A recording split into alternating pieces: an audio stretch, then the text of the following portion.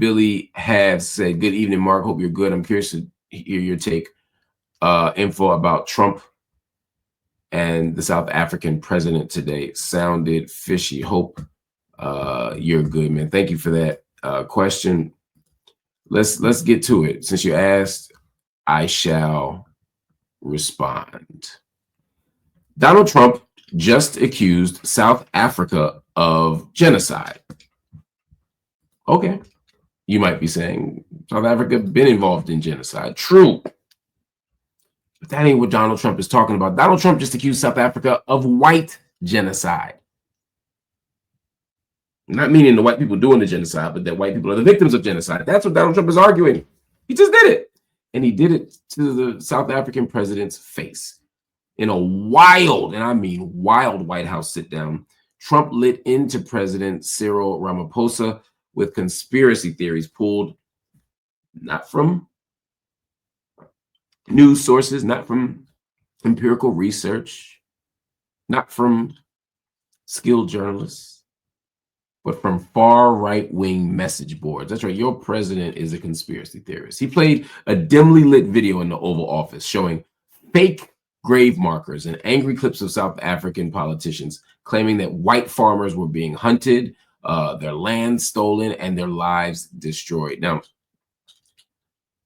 all due respect and credit to President Ramaphosa, who did his best to keep it diplomatic. He brought three famous white South Africans, I'm talking billionaire, Johan Rupert, and golfers Ernie Els and Retief Goosen, to prove that there's no so-called Afrikaner genocide. But Donald Trump, God forbid, if he actually listened to someone who knows more, he wasn't hearing it.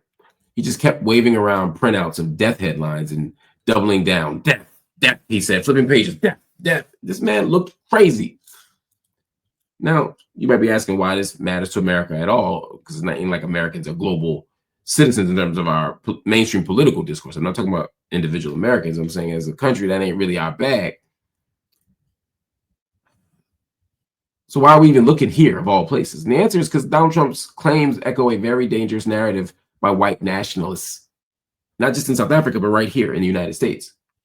It's not about South Africa. It's about the kind of America that Donald Trump is speaking to and the kind of country that Donald Trump is trying to shape. Now, Ramaphosa stayed cool. He just changed the subject. He basically said, all right, crazy person. Let's talk about trade and minerals. But then he made it very clear, and I thought this was important. There is just no genocide in South Africa. I thought that was important.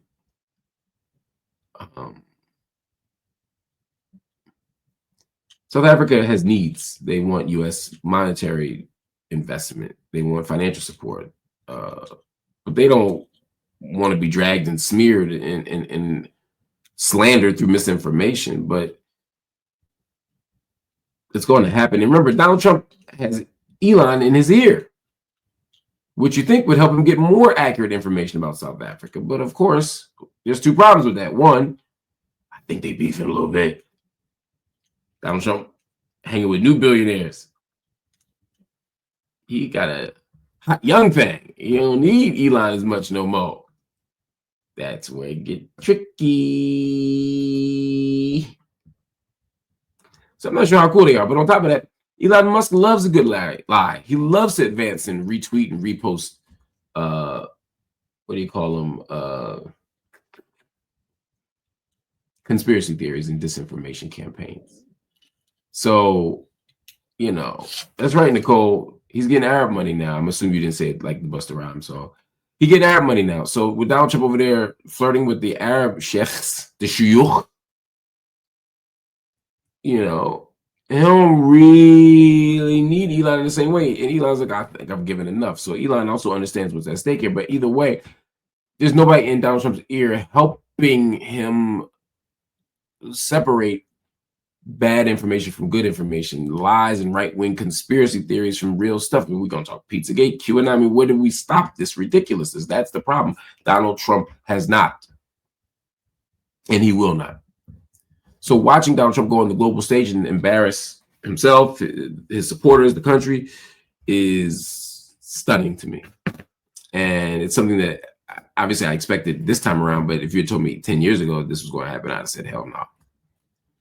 America is an empire. It's a brutal, ugly, vicious empire. I just never thought at the helm of that empire would be somebody like Donald Trump. It's crazy.